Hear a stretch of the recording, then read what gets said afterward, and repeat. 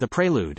Book 3rd by William Wordsworth. Residence at Cambridge. It was a dreary morning when the wheels rolled over a wide plain o'erhung with clouds, and nothing cheered our way till first we saw the long-roofed chapel of King's College lift turrets and pinnacles in answering files, extended high above a dusky grove.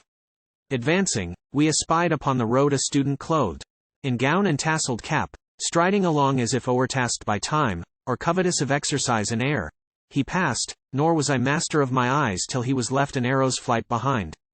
As near and nearer to the spot we drew, it seemed to suck us in with an eddy's force.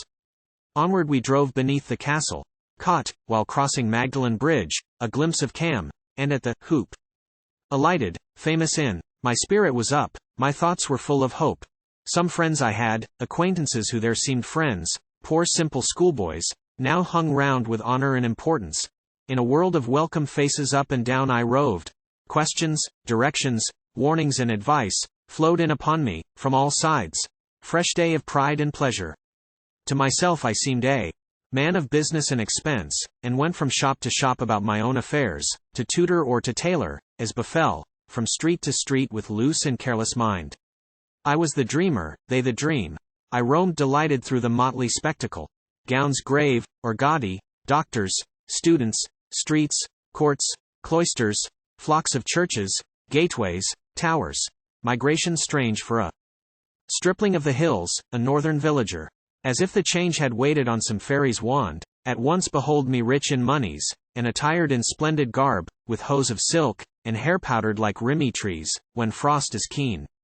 My lordly dressing gown, I pass it by, with other signs of manhood that supplied the lack of beard. The weeks went roundly on, with invitations. Suppers, wine and fruit, smooth housekeeping within, and all without liberal, and suiting gentlemen's array. The evangelist St. John my patron was. 3 Gothic courts are his, and in the first was my abiding place, a nook obscure.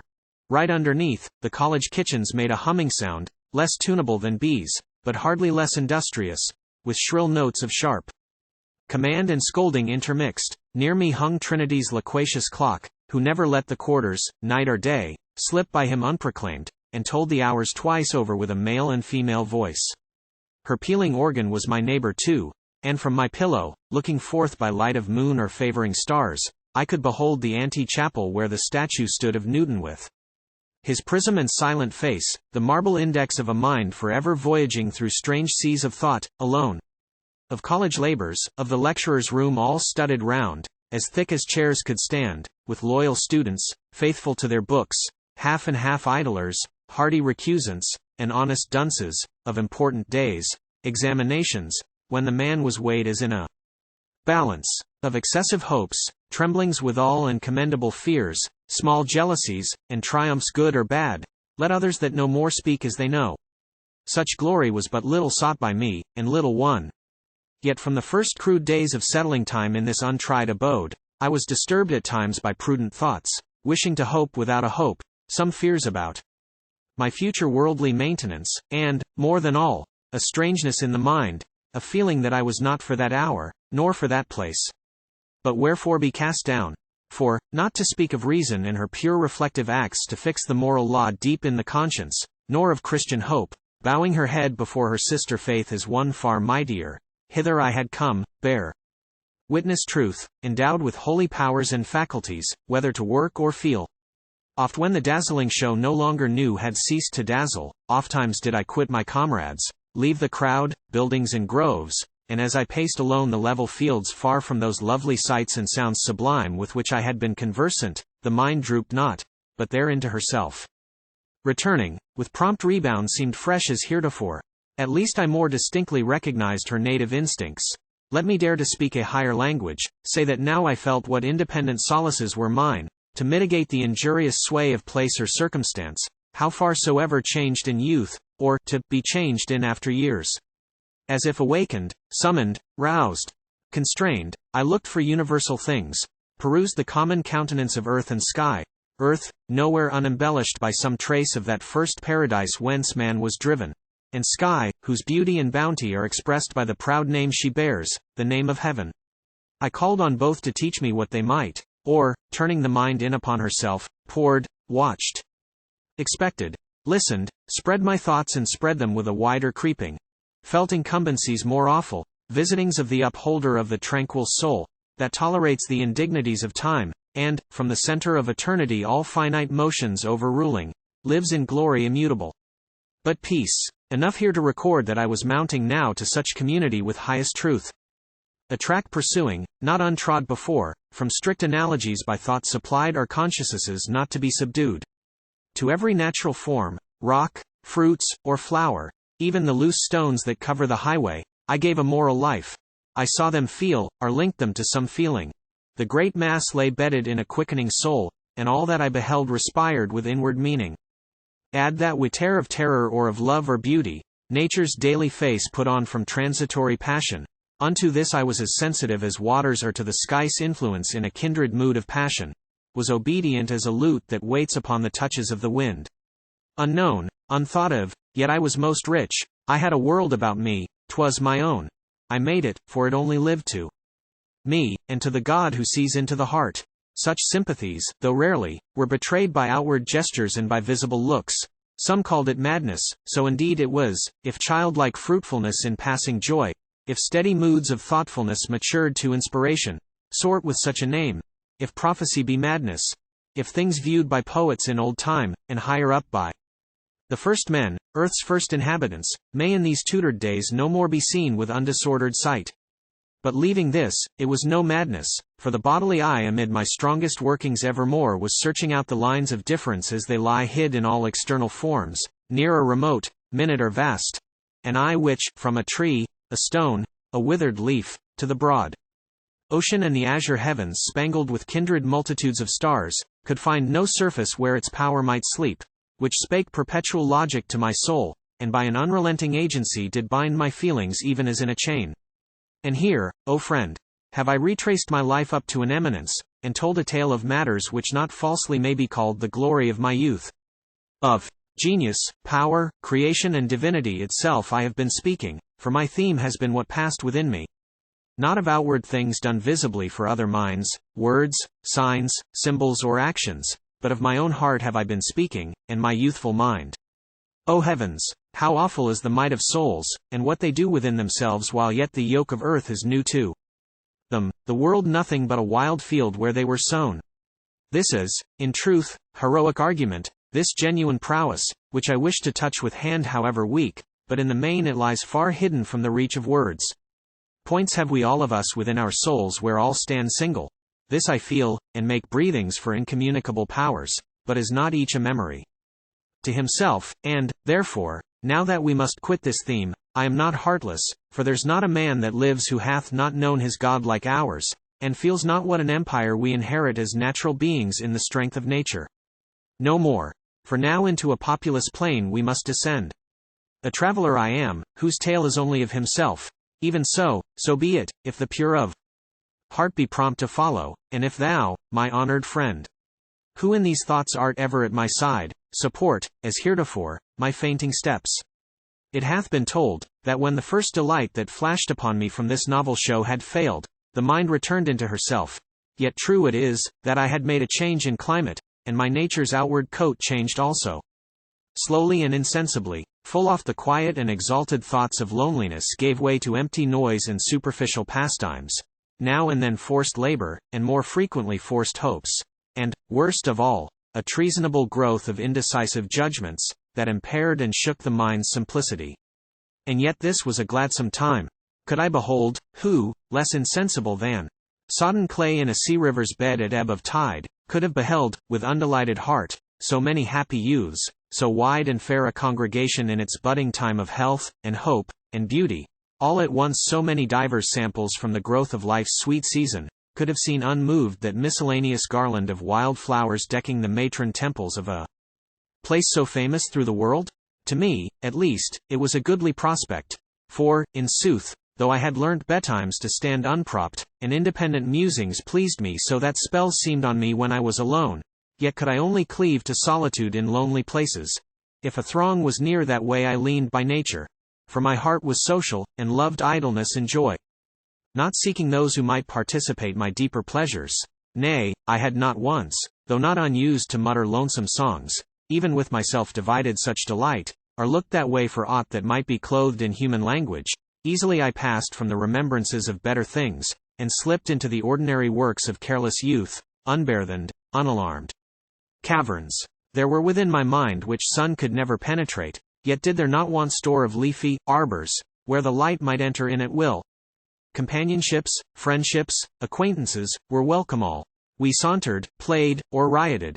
We talked unprofitable talk at morning hours, drifted about along the streets and walks, read lazily in trivial books, went forth to gallop through the country in blind zeal of senseless horsemanship, or on the breast of Cam sailed boisterously, and let the stars come forth, perhaps without one quiet thought.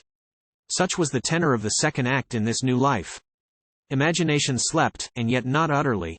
I could not print ground where the grass had yielded to the steps of generations of illustrious men, unmoved. I could not always lightly pass through the same gateways, sleep where they had slept, wake where they waked, range that enclosure old, that garden of great intellects, undisturbed.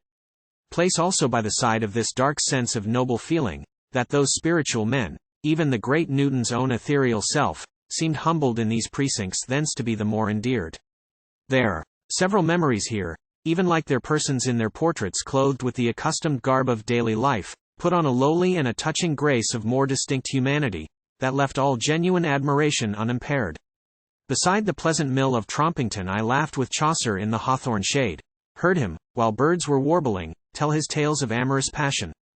And that gentle bard, chosen by the muses for their page of state, sweet Spenser, moving through his clouded heaven with the moon's beauty and the moon's soft pace, I called him brother, Englishman, and friend.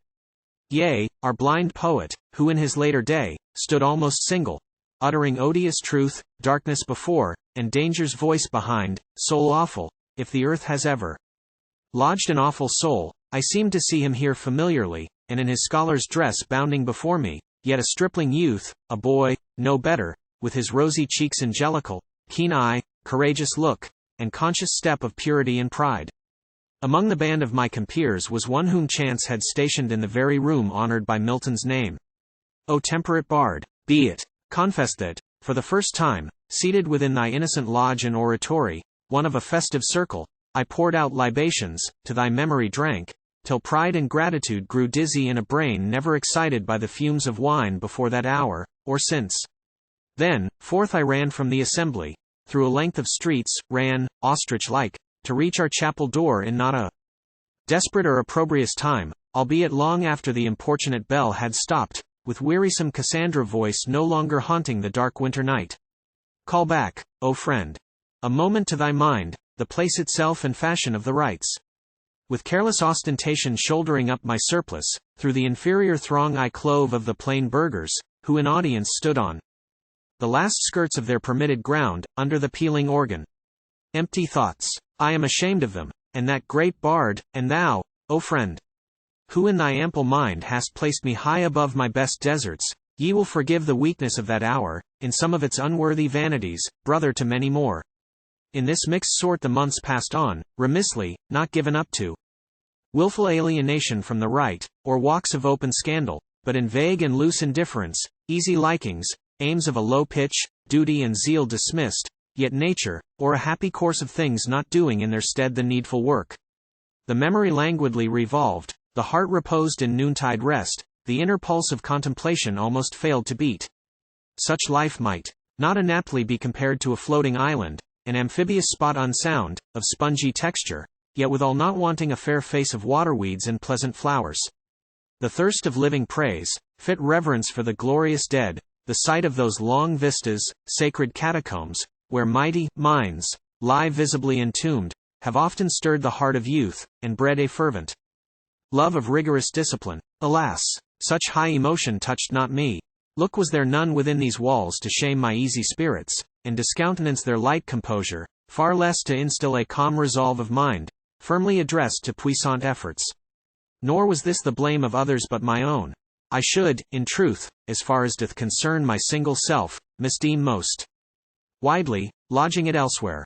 For I, bred up, mid nature's luxuries, was a spoiled child, and, rumbling like the wind, as I had done in daily intercourse with those crystalline rivers, solemn heights, and mountains, ranging like a fowl of the air, I was ill tutored for captivity, to quit my pleasure, and, from month to month, take up a station calmly on the perch of sedentary peace. Those lovely forms had also left less space within my mind, which, wrought upon instinctively, had found a freshness in those objects of her love, a winning power, beyond all other power.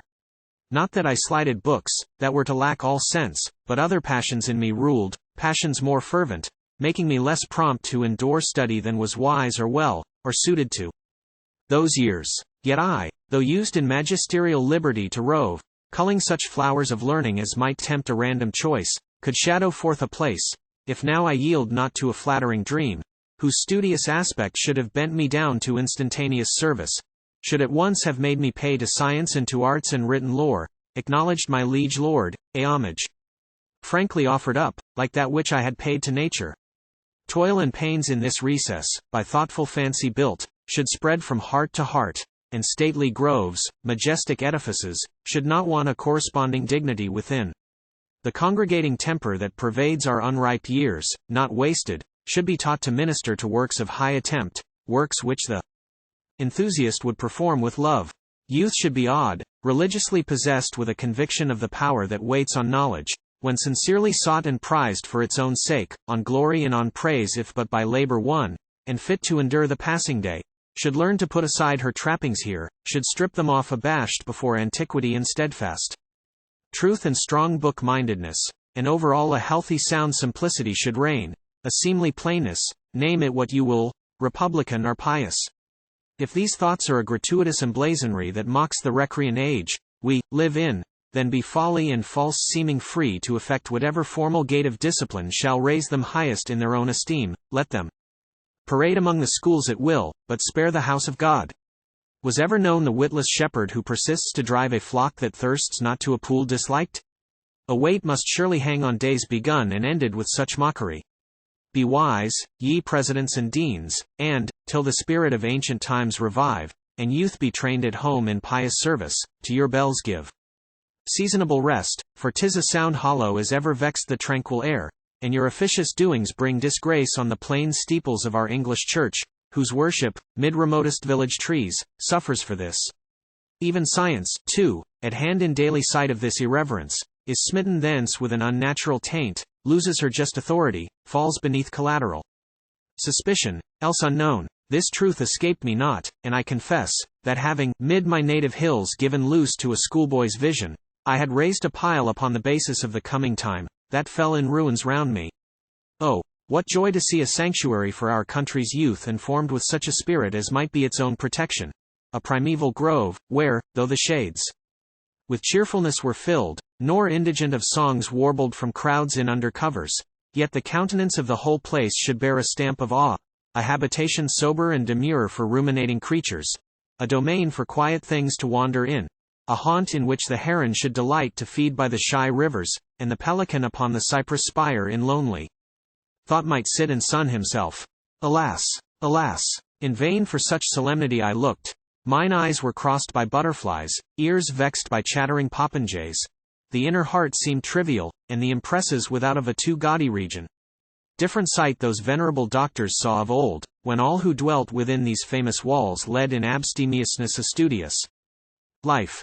When, in forlorn and naked chambers cooped and crowded, o'er the ponderous books they hung like caterpillars eating out their way in silence, or with keen devouring noise not to be tracked or fathered. Princes then at matins froze, and couched at curfew time, trained up through piety and zeal to prize spare diet, patient labor, and plain weeds.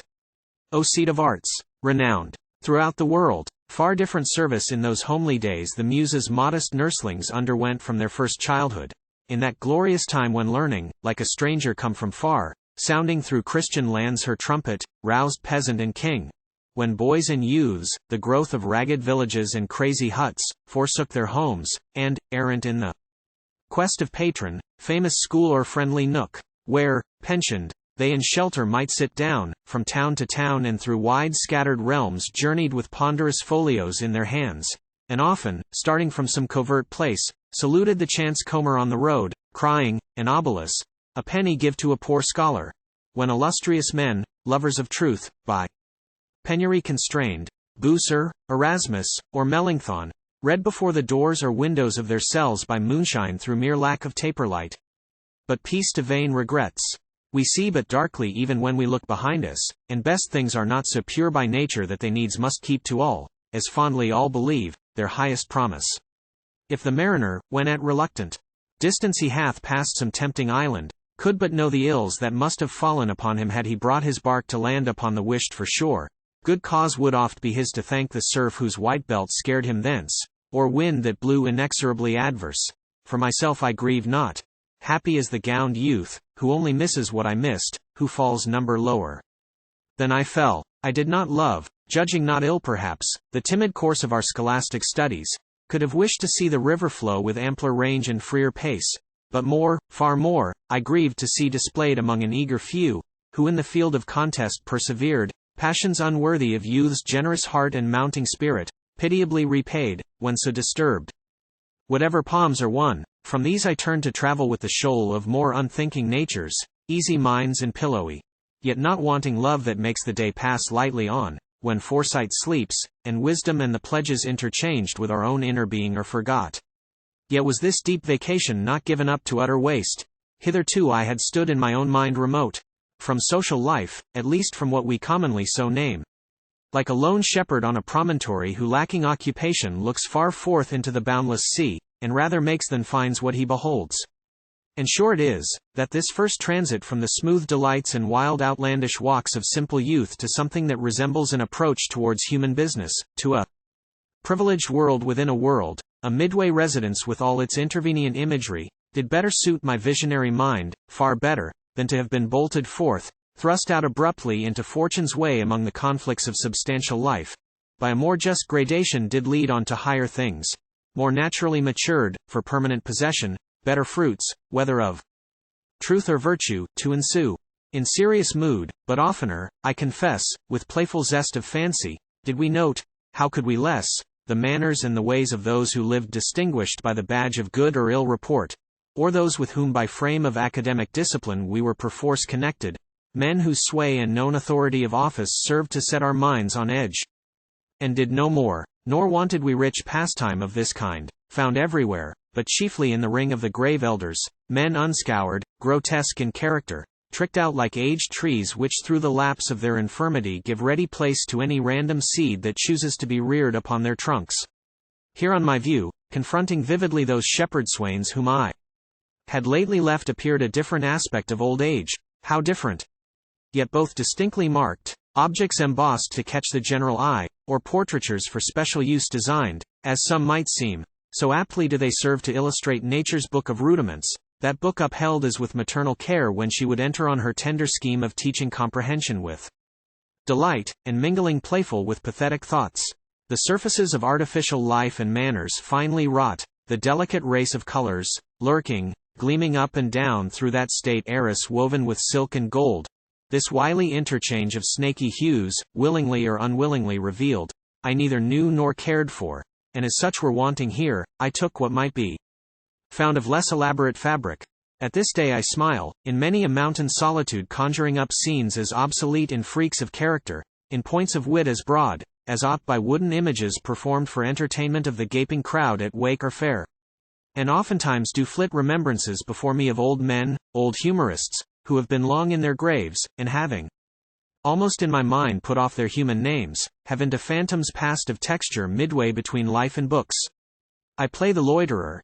'Tis enough to note that here in dwarf proportions were expressed the limbs of the great world, its eager strifes collaterally portrayed, as in mock fight, a tournament of blows, some hardly dealt though short of mortal combat, and whate'er might in this pageant be supposed to hit an artless rustic's notice, this way less, more that way, was not wasted upon me, and yet the spectacle may well demand a more substantial name, no mimic show, itself a living part of a live whole, a creek in the vast sea. For, all degrees and shapes of spurious fame and short-lived praise here sat in state, and fed with daily alms retainers won away from solid good, and here was labor, his own bond slave, hope, that never set the pains against the prize, idleness halting with his weary clog, and poor misguided shame, and witless fear, and simple pleasure foraging for death, honor misplaced, and dignity astray, feuds, factions, flatteries, enmity, and guile, murmuring submission, and bald government, the idle weak as the idolater, and decency and custom starving truth, and blind authority beating with his staff the child that might have led him. Emptiness followed as of good omen, and meek worth left to herself unheard of and unknown. Of these and other kindred notices I cannot say what portion is in truth the naked recollection of that time, and what may rather have been called to life by after meditation. But delight that, in an easy temper lulled asleep, is still with innocence its own reward, this was not wanting. Carelessly I roamed as through a wide museum from whose stores a casual rarity is singled out and has its brief perusal, then gives way to others, all supplanted in their turn, till, mid this crowded neighborhood of things that are by nature most unneighborly, the head turns round and cannot right itself, and though an aching and a barren sense of gay confusion still be uppermost, with few wise longings and but little love, yet to the memory something cleaves at last, whence profit may be drawn in times to come. Thus in submissive idleness, my friend, the laboring time of autumn, winter, spring, 8 months, rolled pleasingly away, the 9th came and returned me to my native hills.